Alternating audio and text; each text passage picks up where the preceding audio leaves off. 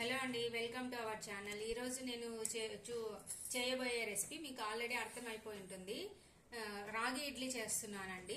దీనికి కావాల్సిన ingredients first మనము మినప్పాలు వాష్ చేసుకొని పెట్టుకోవాలండి. తర్వాత రవ్వ కూడా వాష్ చేసుకొని పెట్టుకోవాలి. మినప్పాలు 5 to 6 అవర్స్ నానాలి, లేదా ఓవర్ నైట్ నానబెట్టుకున్నా సరిపోతుంది. నేనైతే ఒక గ్లాస్ మినప్పాలకు ఒక గ్లాస్ రవ్వ, 3/4 గ్లాసు రాగి పిండి అండి. రాగి పిండి లేదంటే రాగులు అయినా తీసుకోవచ్చు. రాగులు అయితే హాఫ్ గ్లాస్ తీసుకోవాలి. నేనైతే రాగి పిండి తీసుకున్నానండి. అది ఓవర్ నైట్ సోక్ చేసి నేను ఆల్రెడీ గ్రైండ్ చేసి పెట్టేశాను. బాగా ఫర్మెంట్ అయిపోయింది చూడండి. ఇలా అంతా మిక్స్ చేసేసుకొని ఇలా బాగా ఫర్మెంట్ అయిపోతుంది.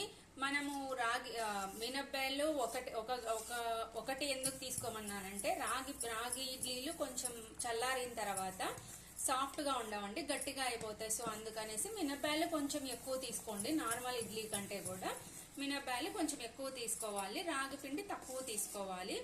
సో నేనైతే ఇలానే తీసుకుంటాను. ఇదంతా ఒకసారి అంతా నీట్ గా మిక్స్ చేసిన తర్వాత సాల్ట్, కొంచెం సోడా, ఆయిల్ వేస్తానండి. నేను సాల్ట్ టేస్ట్కి తగ్గట్టు సాల్ట్ వేస్తున్నాను.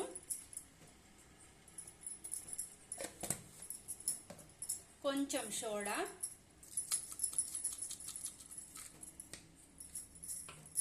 కొంచెం ఆయిల్ అండి.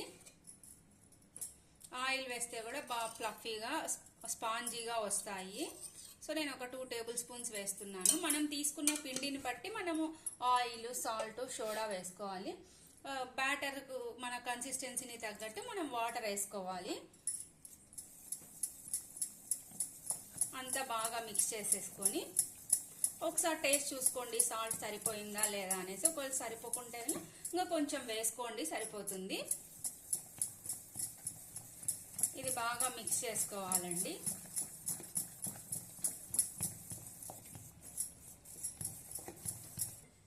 ఇడ్లీ ప్లేట్స్ తీసుకున్నాను అండి. పిండి నీట్గా కలిపేసుకున్నాను.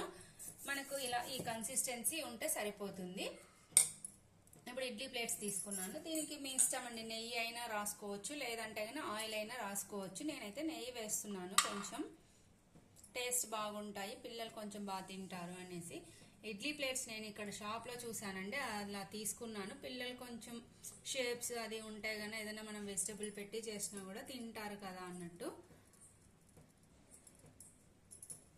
మొత్తం కొంచెం వేసేసుకున్నాను. ఆయిల్ రాసేసుకొని, నెయ్యి రాసేసుకొని మనం పిండి పెట్టేసుకుందామండి.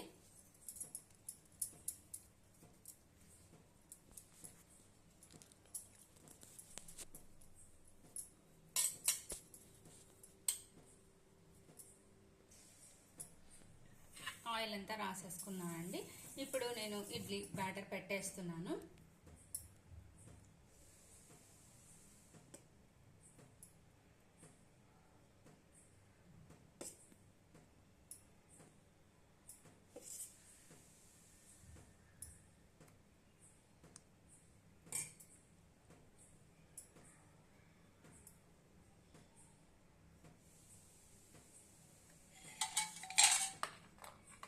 ఒకసారి ట్యాప్ చేయండి, దాంట్లో ఉన్నది పోతుంది.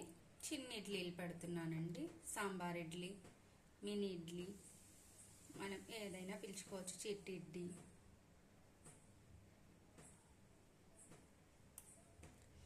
నాకైతే 5 ప్లేట్స్ సరిపోతాయండి, అందుకనేసి నేను 5 ప్లేట్సే తీసుకున్నాను.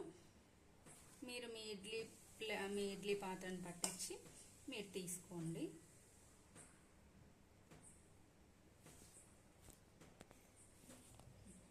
ఇలా అన్ని పెట్టేసుకున్నానండి ఇడ్లీ ప్లేట్స్. తర్వాత నేను స్టీమ్ పెట్టేస్తున్నాను. ఆల్రెడీ పెట్టేసుకున్నానండి. ఇది నేను ఒక 5 మినిట్స్ ముందే వాటర్ పోసేసి ఆన్ చేసి పెట్టేసుకున్నాను. బాగా వాటర్ హీట్ అయిన తర్వాత పెట్టేసుకుంటే 10 మినిట్స్ సరిపోతుందండి ఇది కుక్ అవ్వడానికి. ఇలానే పెట్టేసి నేను క్లోజ్ చేసేసి ఒక 10 మినిట్స్ తర్వాత ఆఫ్ చేస్తానండి. 10 మినిట్స్ టైం అంతే.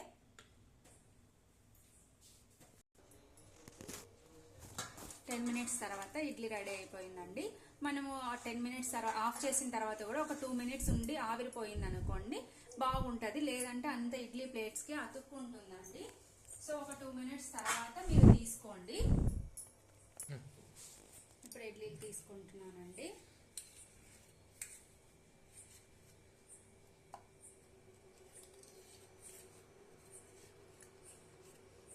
మీరు ఇవి నేను చెప్పిన క్వాంటిటీలో వేసుకుంటే మినప్పాలు కొంచెం ఎక్కువ వేసుకోవాలండి. ఎందుకంటే ఇవి రాగి ఇడ్లీలు అయితే కొంచెం గట్టిగా అవుతాయి చల్లారిన తర్వాత. సో అలా వేసుకున్నారనుకోండి అదే క్వాంటిటీలో బాగా సాఫ్ట్గా ఉంటాయి. ఒక 1 అవర్ 2 అవర్స్ తర్వాత కూడా సాఫ్ట్గానే ఉంటాయండి.